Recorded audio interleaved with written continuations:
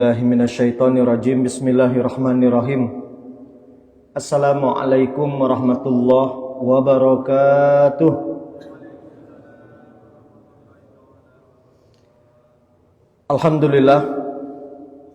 Alhamdulillahilladzi 'allamal Qur'ana khalaqal insana 'allamahul bayan. Asy-syamsu wal qamaru bihusban wan najmu wasyajaru yasjudan.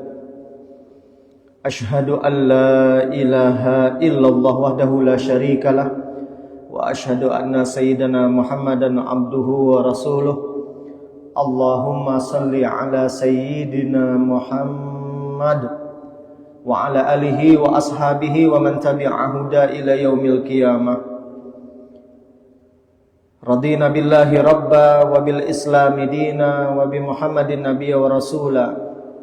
Rabbi syrah li sadri wa yassir li amri wahlul 'uqdatam min lisani yafqahu qawli. Rabbi zidna ilma warzuqna fahma, amma ba'd.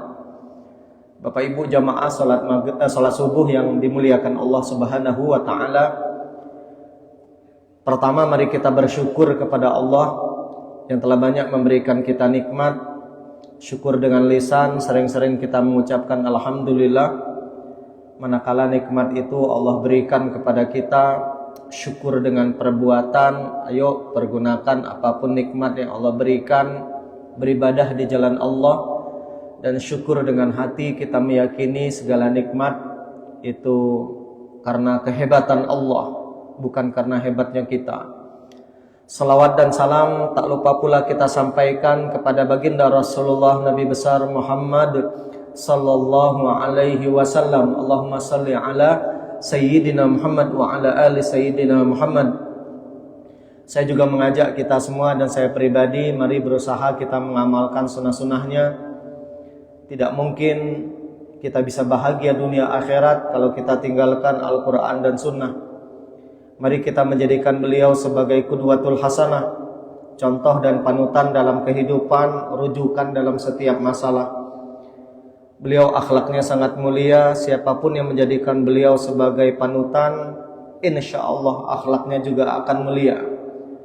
Dan mari kita melazimkan lisan kita untuk senantiasa bersalawat, karena orang yang nanti akan dekat dengan beliau pada hari kiamat adalah aktsaruhum alayya salata, yang banyak bersalawat kepadaku, kata Rasulullah. Allahumma salli ala sayyidina Muhammad wa ala ali sayyidina Muhammad. Bapak Ibu jamaah salat subuh yang dimuliakan Allah, baik yang hadir di masjid maupun yang menyaksikan lewat media sosial kita. Mengawali kajian pada pagi ini, kita mulai dengan lafaz al-basmalah. Bismillahirrahmanirrahim. Tema kita pagi ini sesuai dengan flyer yang sudah disebar, kita akan membahas keutamaan qiyamul lail. Ya, qiyamul lail ini penting untuk kita bahas karena ternyata fadilahnya sangat luar biasa.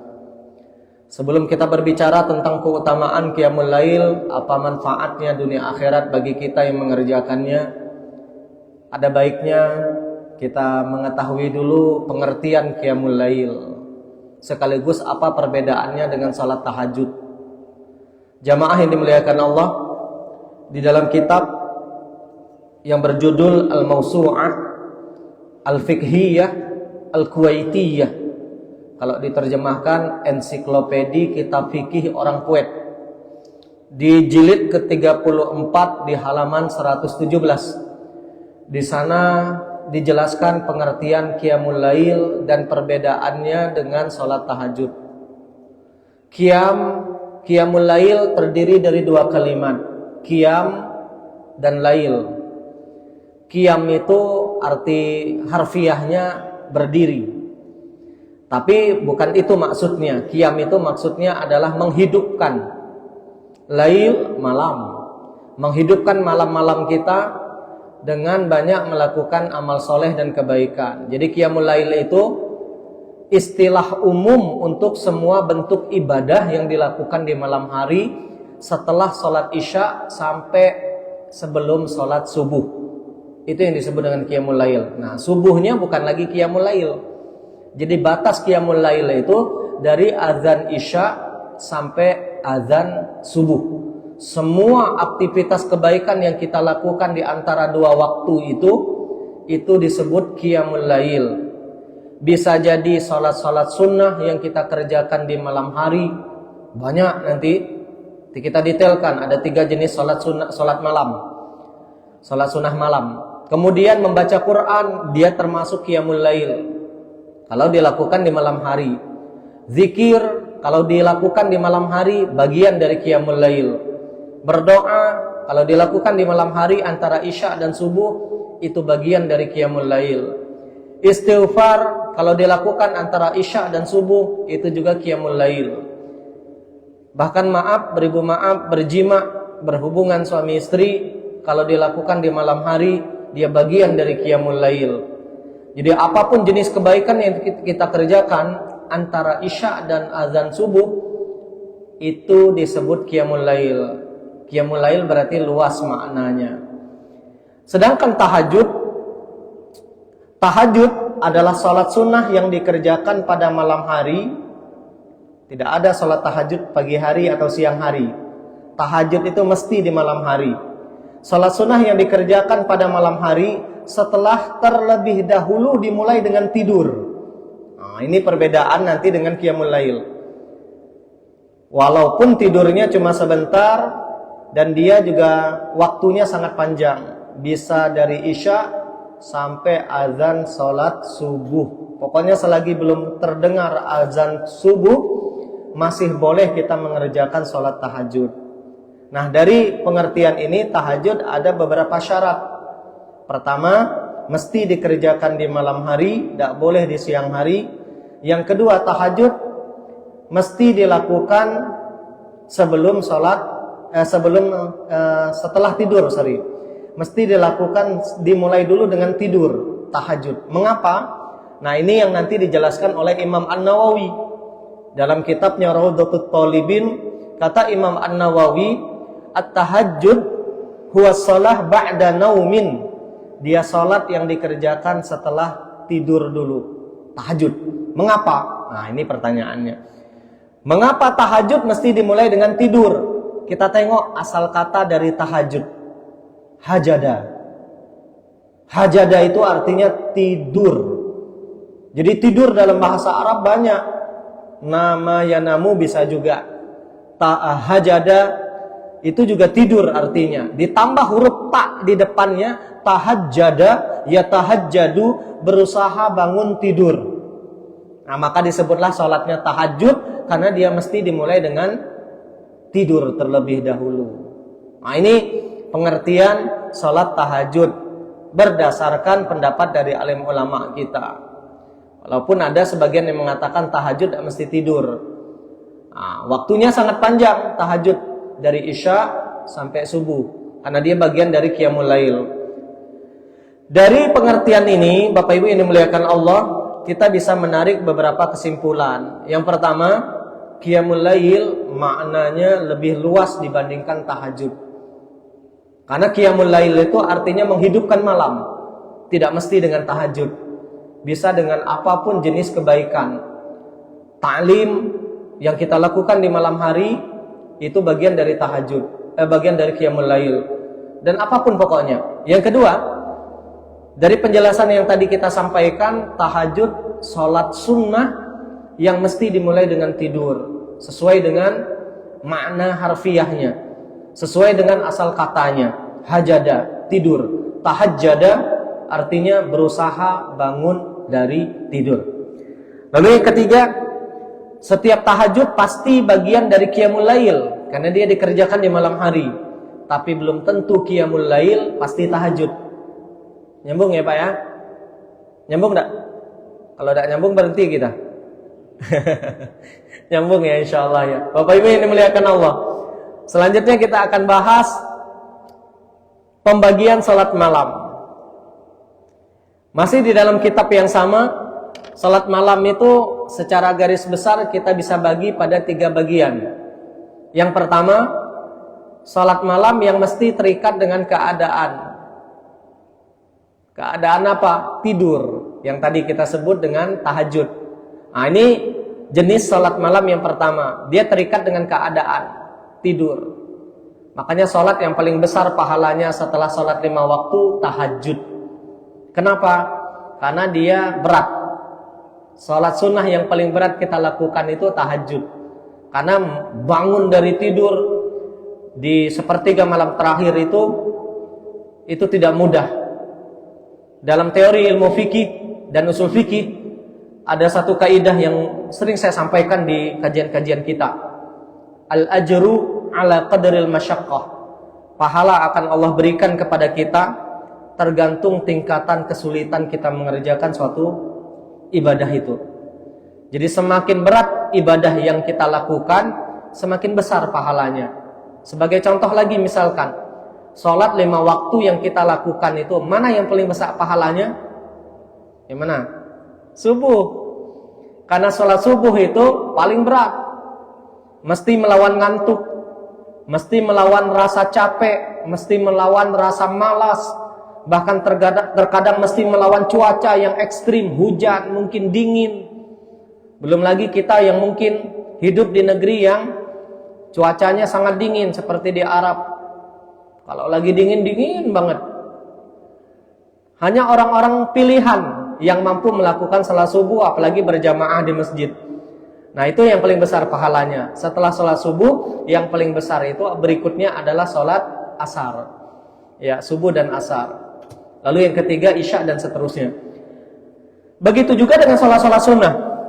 Salat sunnah yang paling berat, yang paling besar pahalanya adalah salat tahajud. Rasulullah pernah menyebutkan dalam sebuah hadis, afdalus salah ba'dal faridah salatut tahajud. Atau kama qala Nabi sallallahu alaihi wasallam.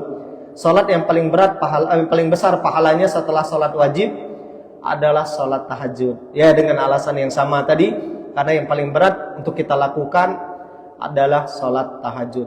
Ya. Bapak Ibu ini muliakan Allah, ini salat malam yang pertama.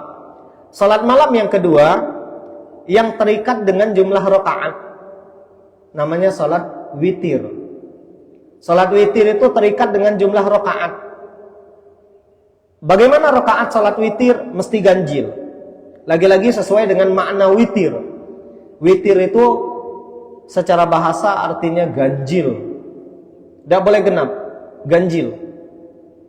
Ada hadis Rasulullah sallallahu alaihi wasallam, beliau pernah bersabda, "Innallaha witrun yuhibbul witra." Allah itu ganjil dan Allah sangat menyukai bilangan-bilangan yang ganjil.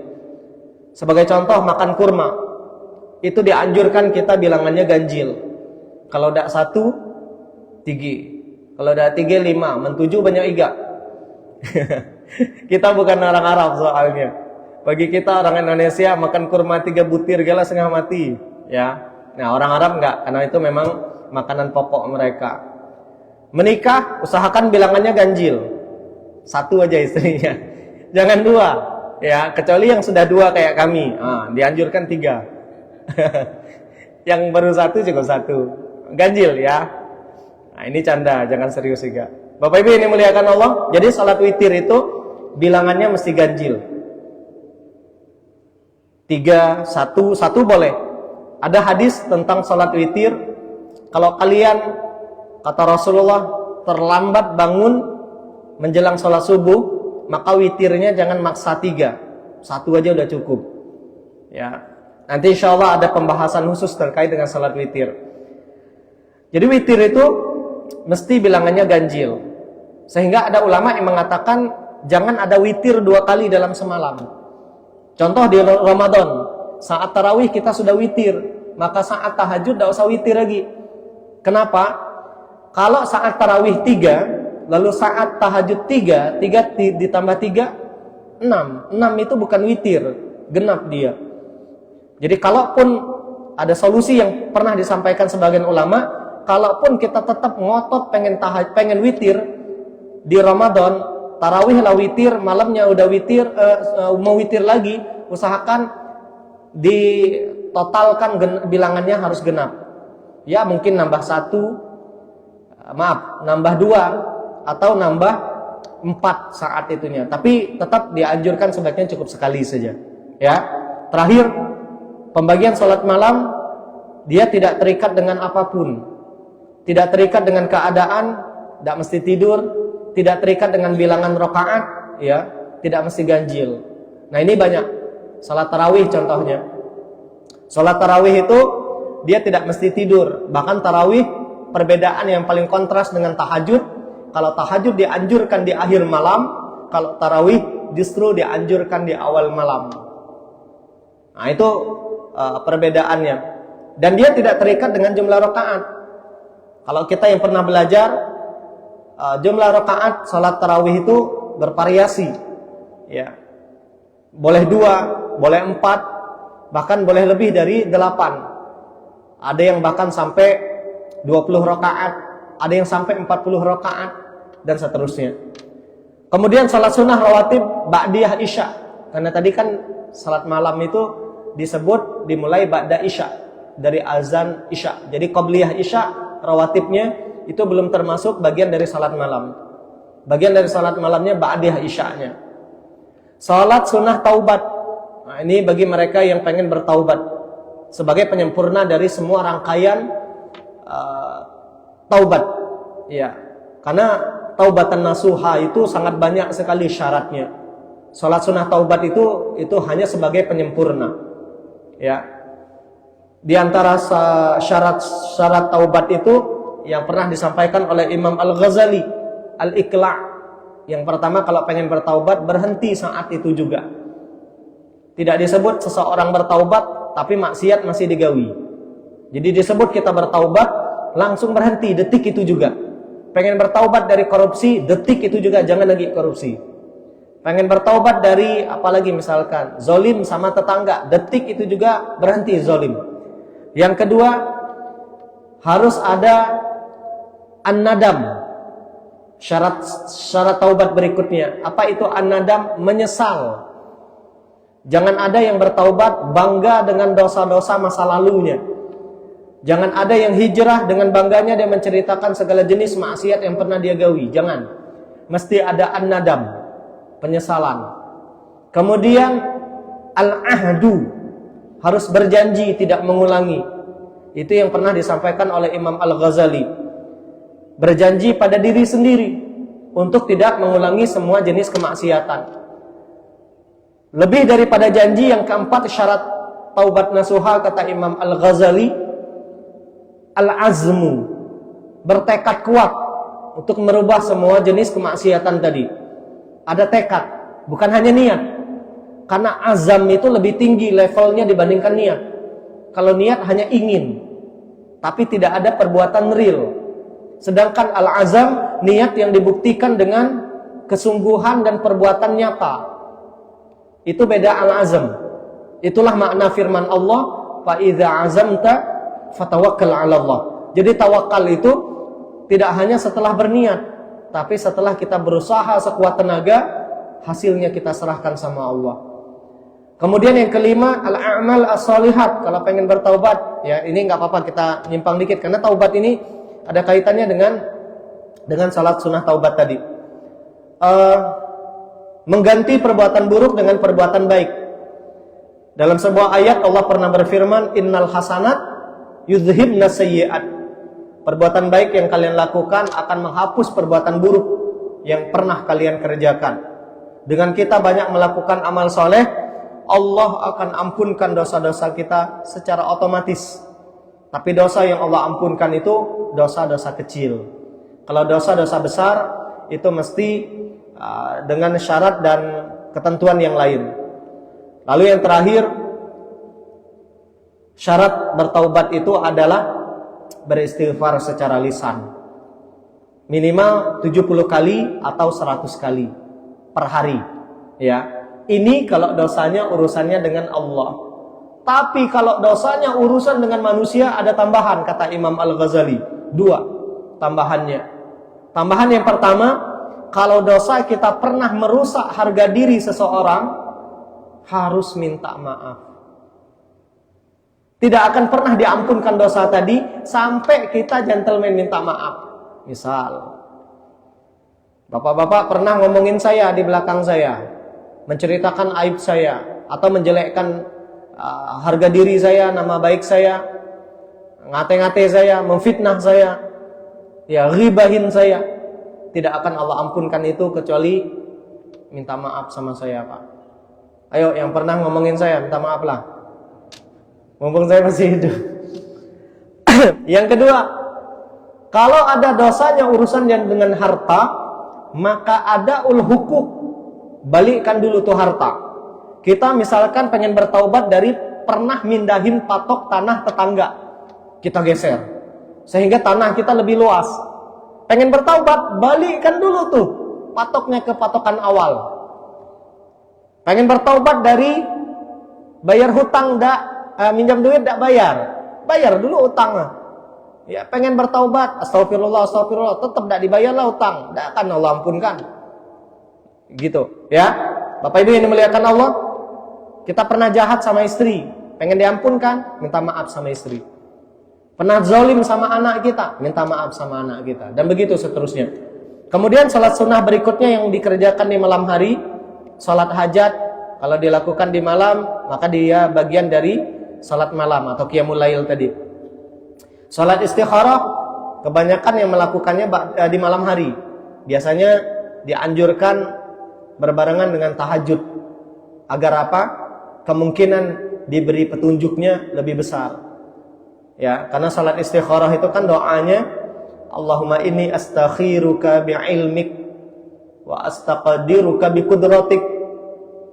Allahumma in kana hadzal amr khairun li fi dini wa dunya ya wa akhirati faqdurhu li wa yassirhu li. Kalau memang urusan ini ya Allah baik bagi duniaku, agamaku, duniaku dan akhiratku, takdirkan dia, mudahkan. Sebaliknya, kalau dia bukan, maka damaikan hatiku dengan takdirmu dan berikan takdir yang terbaik. Nah, itu doa istikharah. Kalau kita panjatkan doa tadi di tahajud sepertiga malam terakhir, kemungkinan diberi petunjuknya lebih besar. Makanya kalau orang nanya sama saya, Ustaz, kapan dianjurkan kita sholat istikharah? Ba'da tahajud. Nah, itu dianjurkan. Sholat sunnah wudu, kalau dilakukan di malam hari, dia bagian dari sholat malam. Ini yang sering dilakukan oleh Bilal. Kata Rasulullah, barang siapa berwudu, lalu menyempurnakan wudu, lalu dia sholat 2 rakaat, faqad wajabat lahul jannah, kata Nabi. Allah wajibkan baginya surga. Jadi jangan dianggap remeh salat sunnah wudu itu. Dia bisa menjadi asbab kita masuk surga. Salat sunnah mutlak. Nah, ini kalau dikerjakan di malam hari, dia bagian dari salat malam. Bapak Ibu yang dimuliakan Allah, ini pembagian salat malam. Berikutnya, mana dalil yang menyuruh kita qiyamul lail, menghidupkan malam? Dalil yang pertama Al-Isra ayat 79. Bismillahirrahmanirrahim. Wa minal laili fatahajjad bihi nafilatan lak. Dan di sebagian malam kata Allah, hendaklah kalian melaksanakan tahajud. Nafilatan lak sebagai ibadah sunnah bagi kalian, tidak wajib tahajud. Dia bagian dari ibadah sunnah. Ini perintahnya, fatahajjad bihi, dia menggunakan fi'il amr. Tahajudlah kalian, kata Allah, di sebagian malam sebagai ibadah sunnah. Apa manfaatnya? Asa ayyab'atsaka rabbuka maqaman mahmuda. Kalau kalian tahajud, kata Allah, hari kiamat Allah akan bangkitkan kalian di tempat yang termulia. Jadi orang yang suka tahajud nanti punya kedudukan yang mulia di hadapan Allah. Dalil yang kedua yang menyuruh kita untuk qiyamul lail, ini surah-surah yang pertama turun ke Rasulullah setelah Al-Fatihah, setelah Al-Alaq 1-5, surah berikutnya adalah Al-Muzammil. Al-Muzammil itu artinya orang yang berselimut. Ketika Nabi menerima wahyu di Gua Hira, saat itu beliau mengatakan kepada istrinya, Zammiluni, Zammiluni, selimuti aku. Maka dipanggil oleh Allah di Quran surah Al-Muzammil, ya ayyuhal muzammil, wahai orang yang berselimut, qumil laila illa qalila, bangunlah kamu di malam hari atau hidupkan malammu walaupun hanya sedikit. Nisfahu, boleh di pertengahan malam, awin kus minhu qalila, boleh bahkan di awal malam, kata Allah. auzid alaihi, atau boleh di sepertiga malam terakhir. Makanya qiyamul lail itu tidak mesti sepertiga malam terakhir. Kalau kita tidak yakin bakal bangun di sepertiga malam terakhir, boleh qiyamul lailnya ba'da isya. Boleh, tapi pahalanya jangan ditanya. Lagi-lagi berlaku rumus al-ajru ala qadril masyaqqah tadi. Pahala tetap dapat, tapi tidak sebesar mereka yang mengerjakan di sepertiga malam terakhir. Warattilil Qur'ana tartila. Lalu kata Allah, jangan lupa kalau bisa ba'da qiyamul lail, bacalah Al-Qur'an dengan tartil. Ini ayat yang kedua. Kemudian hadis-hadis Nabi yang memerintahkan kita untuk qiyamul lail. Ada hadis riwayat Imam Albani dalam kitabnya Sahihul Jami' dari Bilal bin Rabah dan Abu Umamah. Oh, ini banyak diriwayatkan oleh sahabat ini. Bilal meriwayatkan hadis ini, Abu Umamah Al-Bahili meriwayatkan hadis ini, Abu Darda meriwayatkan hadis ini, ya. Salman Al-Farisi meriwayatkan hadis ini, Jabir bin Abdullah meriwayatkan hadis ini, banyak sekali. Anna Rasulullah sallallahu alaihi wasallam qala, baginda Rasulullah telah bersabda, alaikum biqiyamil lail, kalian mesti menghidupkan malam kalian, kata Nabi. Mengapa? Nah, ini pertanyaannya, sekaligus ini manfaatnya. Mengapa kita mesti menghidupkan malam kita? Mesti qiyamul lail. Fa innahu da'bus solihin qablakum. Qiyamul lail itu kebiasaan orang soleh sebelum kalian. Jangan pernah mengaku kita orang soleh kecuali kita qiyamul lail. Ya. Yang kedua, wa qurbatun ilallahi ta'ala, wasilah mendekat kepada Allah. Orang yang suka qiyamul lail insyaallah akan dekat dengan Allah. Kita dekat dengan manusia saja urusan kita dipermudah. Dekat dengan pejabat, banyak dapat proyek. Dapat dekat dengan polisi, tidak jadi ditilang kita. Dekat dengan manusia saja urusan kita dipermudah. Bagaimana kalau kita dekat dengan Allah? Banyak sekali urusan kita dipermudah oleh Allah. Nah, qiyamul lail ini bagian kita mendekat kepada Allah.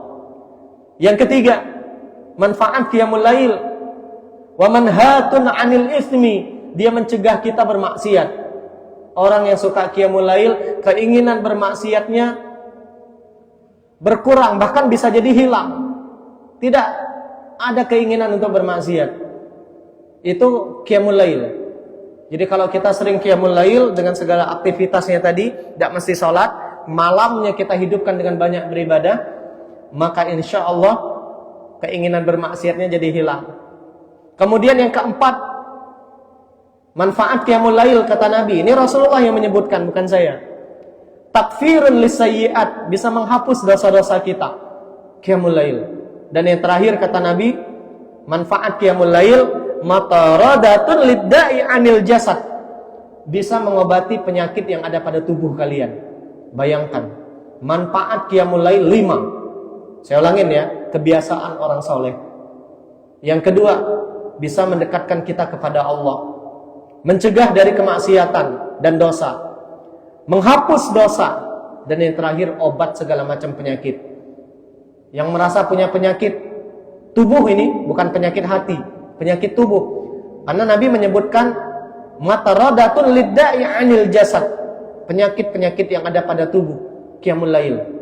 Insyaallah kalau kita melakukannya, 5 manfaat ini akan kita dapatkan. Jemaah yang dimuliakan Allah.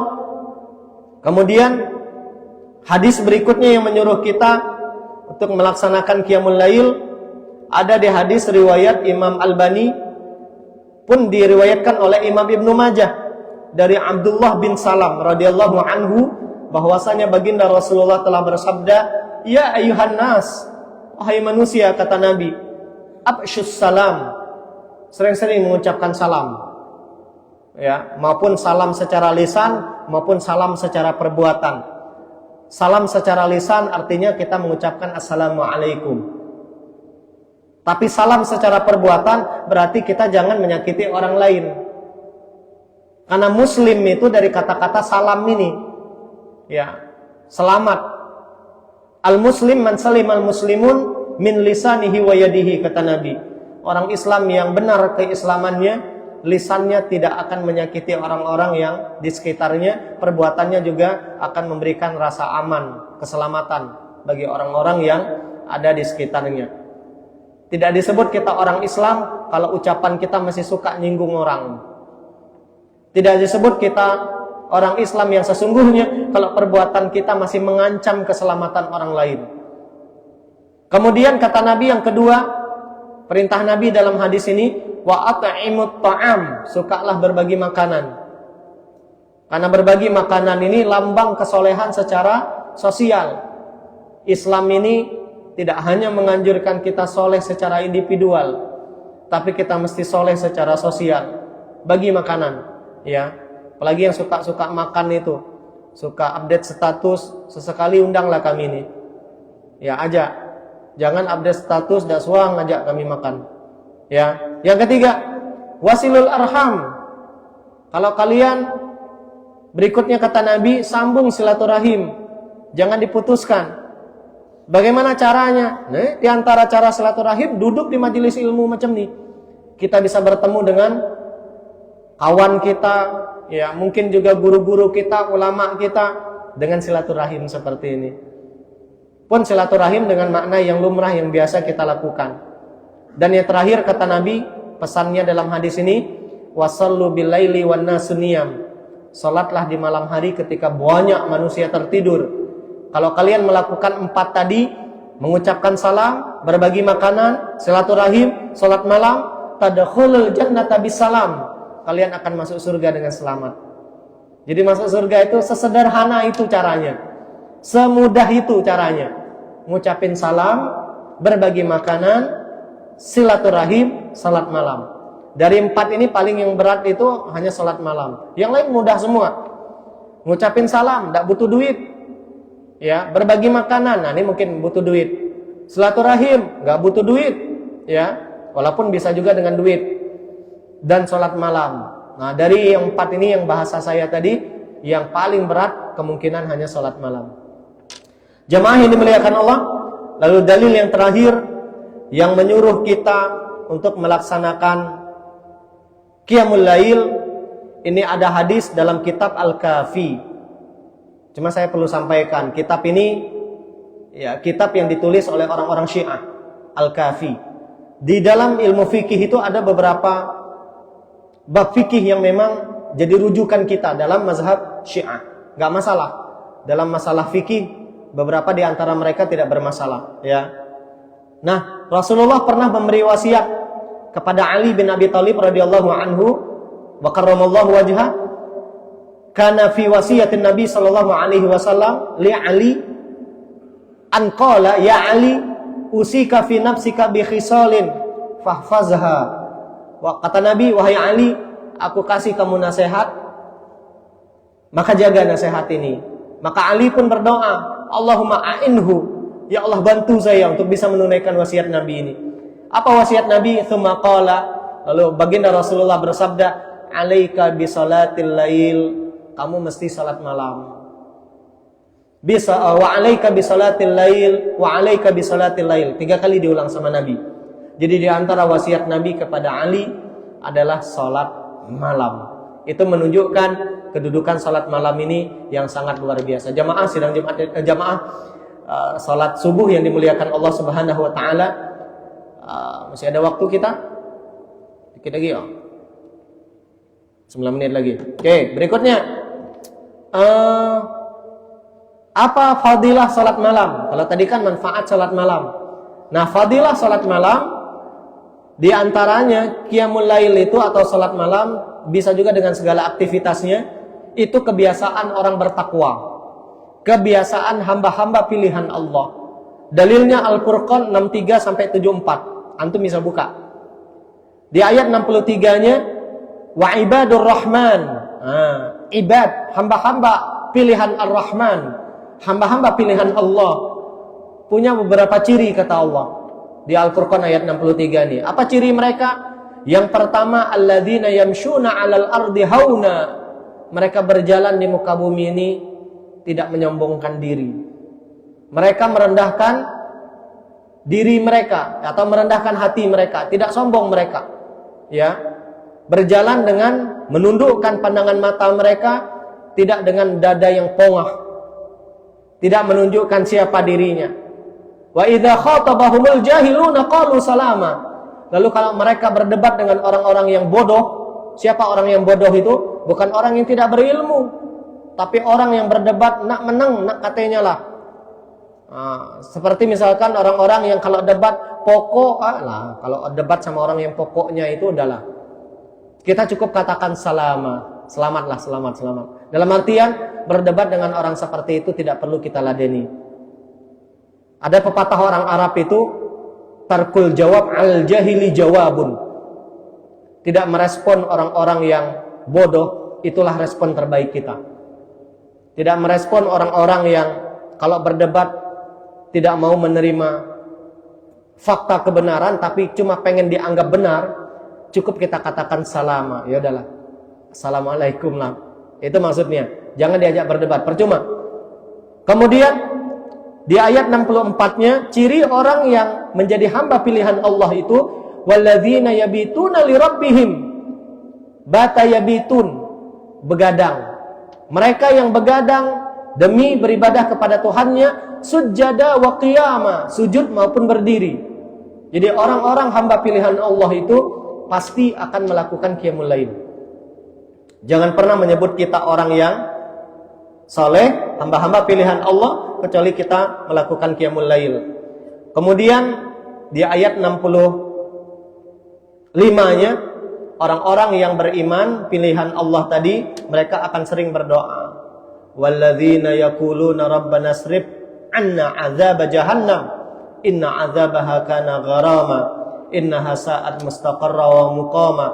Yaitu orang-orang yang sering berdoa, ya Allah, jauhkan kami dari siksaan neraka jahanam, azabnya sangat menyengsarakan, innaha sa'at mustaqarra, itu seburuk-buruk tempat singgah, wa muqama, dan seburuk-buruk tempat tinggal.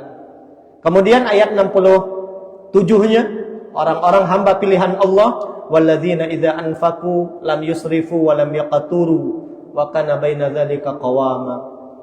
Ya, ketika mereka berinfak, mereka tidak jor-joran, dalam artian banyak berinfak sampai tapi saro hidupnya. Berinfak silakan, tapi jangan sampai menyengsarakan anak istri kita. Gara-gara berinfak akhirnya anak istri ngutang. Jangan, yang seperti ini nggak boleh. Pun tidak pelit dalam berinfak. Hartanya miliaran, infaknya 10.000 ya. Bahkan ada yang berinfak cuma 1.000. Ini nggak boleh juga. Orang yang beriman itu dia berinfak pertengahan. Dalam artian menyesuaikan dengan kondisi kehidupannya.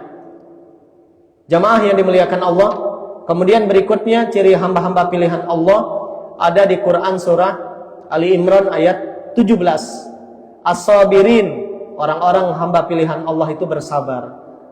Wasadiqin, jujur, tidak berbohong. Wal qanitin, bertakwa, rajin ibadahnya. Wal munfikin, suka berinfak. Wal mustaghfirin bil ashar, dan suka beristighfar di waktu sahur. Ini dia di waktu sepertiga malam terakhir, ba'da mereka qiyamul lail atau tahajud, mereka sambil nunggu azan subuhnya tidak tidur lagi. Tapi apa yang mereka lakukan? Beristighfar. Menghidupkan malamnya, satu di antara caranya dengan beristighfar. Kemudian qiyamul lail kebiasaan orang bertakwa, dalil berikutnya Az-Zumar ayat 9. Amman huwa qanitun ana al-lail sajidan wa qa'ima. Samakah orang-orang yang tidak beriman dengan orang-orang yang beriman? Orang-orang beriman, kata Allah, qanitun, mereka beribadah ana al-lail, di sebagian malam, sajidan wa qa'ima, sujud maupun berdiri. Yahdzarul akhirah, karena mereka takut bekalnya tidak cukup untuk hari akhirat. Wa yarju rahmata rabbih, dan mereka mengharapkan rahmat dari Allah. Jadi kebiasaan orang bertakwa itu adalah qiyamul lail. Pun di Quran surah As-Sajdah yang sering kita baca Jumat pagi, di ayat ke-15 Allah mengatakan, innama yu'minu bi ayatina alladzina idza dzukiru biha kharru sujada. Orang-orang yang beriman kepada ayat-ayat kami, kata Allah, ketika dibacakan ayat-ayat Allah atau diingatkan ayat-ayat Allah, kharru sujada, mereka tersungkur bersujud. Wasabbahu bihamdi rabbihim, dan mereka mensucikan Allah, memuji Tuhan mereka. Wa hum la yastakbirun, dan mereka tidak sombong. Di ayat 16-nya, ciri orang-orang yang bertakwa, tatajafa junubuhum 'anil madaji. Lambung mereka itu jauh dari tempat tidur. Kita nak ya ada. Imam Syafi'i. Nah, ini menarik nih cerita tentang Imam Syafi'i. Diceritakan oleh Imam Az-Zahabi dalam kitab Syiar Alam An-Nubala'nya. Imam Syafi'i membagi malamnya pada 3 bagian. Sepertiga malam pertama belajar mengajar. Sepertiga kedua tidur, istirahat. Sepertiga terakhir beribadah. Jadi malam itu 12. Dibagi 3, 4 jam. 4 jam pertama belajar mengajar. Ini beliau memberikan manfaat buat orang lain, menunaikan hak manusia. Sepertiga yang keduanya beliau tunaikan hak dirinya untuk tidur. 4 jam berarti tidur Imam Syafi'i. Sepertiga terakhirnya, 4 jam berikutnya, Imam Syafi'i beliau tunaikan hak Allah. Tahajud, istighfar, baca Quran, beribadah, dan seterusnya. Jadi orang-orang yang soleh, orang-orang yang beriman, termasuk guru-guru kita alim ulama itu, tidurnya cuma 4 jam. Kita berapa jam, Pak? Ada yang 8 jam. Itu anjuran dokter. Kalau dokter bilang tidur yang sehat 8 jam. Enggak. Buktinya ulama kita dulu sehat juga tidur 4 jam. Tidur 8 jam dah urung lah, lagi gelugut. Dah urung lah kepala pening. Malah kalau banyak tidur itu lebih nggak nyaman, Pak, badannya. Ya. Jadi ayo, ciri orang yang beriman, lambung mereka kata Allah jauh dari madaji, anil madaji, dari tempat tidur. Yad'una rabbahum khaufa wa tama'a. Mereka berdoa dengan penuh harap dan takut. Wa mimma razaqnahum yunfikun, dan mereka akan menginfakkan sebagian harta mereka. Kemudian berikutnya Bapak Ibu yang dimuliakan Allah, yang terakhir ayat yang menunjukkan qiyamul lail itu kebiasaan orang bertakwa ada di Ali Imran 113 114. 113-nya, laisu sawa'a, tidak sama kata Allah orang yang beriman dengan yang tidak beriman. Min ahlul kitab, sebagian dari ahlul kitab Yahudi Nasrani. Ummatun qa'imah, ada umat-umat yang berdiri, umat-umat yang lurus. Apa ciri mereka? Yatluna ayatillahi ana'al lail, mereka akan membaca ayat-ayat Allah di waktu malam. Wahum yasjudun, dan mereka akan sujud di malam hari. Artinya qiyamul lail. Mereka baca Qur'annya malam hari. Ya mungkin sambil nunggu azan subuh baca Quran. Maka jamaah yang mungkin datang cepat ke masjid, baca Quran. Kalau mungkin tidak cocok Quran di sini, beli Quran kita sendiri yang Quran saku itu. Jauh lebih bagus. Cuma memang bacanya agak kecil, nah pakai kacamata kalau yang lah mungkin tidak bagus lagi matanya. Jamaah yang dimuliakan Allah, hadis-hadis berikutnya insya Allah kita bahas pertemuan berikutnya. Masih banyak ini manfaat dan fadilah, keutamaan mereka yang menghidupkan malam mereka dengan beribadah. Mudah-mudahan dengan materi hari ini kita bertekad mulai malam ini saya akan tahajud tiap malam. Ya, karena jangan pernah mengaku kita orang soleh kecuali kita tahajud. Tahajud itu tidak mesti banyak. Kalau kita belum mampu 8 rakaat, istiqomahkan dulu 2 rakaat, 2 rakaat, 2 rakaat. Kalau belum mampu sepertiga malam terakhir, rutinkan dulu ba'da isya. Habis kita sholat sunnah ba'diyah isya, berdiri lagi 2 rakaat, siapa tahu malamnya tidak terbangun. Begitu cara merutinkan. Dan terkadang jamaah, ini closing statement dari saya, kebaikan itu terkadang mesti dimulai dengan paksaan. Kadang lah dipaksa pun masih juga tidak, apalagi tidak dipaksa. Insya Allah dari terpaksa akan menjadi terbiasa. Dari terbiasa insya Allah akan menjadi cinta. Kalau kita sudah istiqomah sholat malamnya, ibadah malamnya, sekali kita melewati malam tanpa tahajud, seperti ada yang hilang dari diri kita. Sama seperti orang yang sudah terbiasa one day one juice. Sehari saja dia nggak ngaji, kayak lebih hilang itu daripada hilang HP, Pak. Lebih berharga itu daripada dunia beserta isinya. Itulah orang-orang yang merasakan nikmatnya beribadah. Dan iman itu memang manis, kata Nabi. Ketika kita sudah merasakan manisnya iman, maka ketika kita tidak mampu melakukan suatu ibadah, terdapat penyesalan yang sangat luar biasa. Dan itu semua mesti dimulai dengan paksaan. Dari terpaksa insya Allah menjadi terbiasa, dari terbiasa akan menjadi cinta. Kalau sudah cinta, itu insya Allah akan menuntun kita menuju surganya Allah Subhanahu wa ta'ala. Semoga yang sakit Allah sembuhkan, yang punya masalah cepat selesai, yang punya hutang lunas, yang belum berangkat haji umrah Allah berangkatkan ke sana, panggil ke Baitullah, dan mudah-mudahan kita semua panjang umur dalam ketaatan, istiqomah dalam kebaikan, meninggal dalam keadaan husnul khatimah, masuk surga sekeluarga. Amin amin ya rabbal alamin. Subhanakallahumma wa bihamdika asyhadu an la ilaha illa anta astaghfiruka wa atubu ilaik. Kebenaran datangnya dari Allah. Ambil yang benar saja dari yang saya sampaikan. Yang tidak benar jangan diambil. Billahi taufik wal hidayah wa ridha wal inayah. Wassalamualaikum warahmatullahi wabarakatuh.